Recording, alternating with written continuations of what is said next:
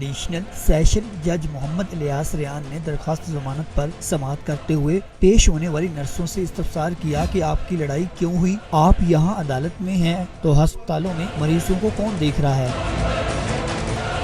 तफ्तीशी officer की जानिब से कहा गया, अभी तफ्तीश नामुकम्मिल है, लिहाजा तफ्तीश के लिए वक्त दिया जाए। अदालत ने इस्तदा मंजूर कर ली। मुल्ज़मान नर्सों के खिलाफ लड़ाई झगड़े का मुकदमा थाना रेस कोर्स वुमेन थाने में दर्ज कराया गया, जिनमें शमशाद, समीना नवाज, सुमेरा नवाज, बुशरा बीबी और सदफ परवीन की जानिब से दरख्वास्त जमानतें कबल अज गिरफ्तारी दायर की गई। सर्विसेज अस्पताल में बाहमी लड़ाई झगड़े के बाद मुकदमे में नामजद नर्सों के एक ग्रुप ने गिरफ्तारी से बचने के लिए अदालत से रुजू किया था।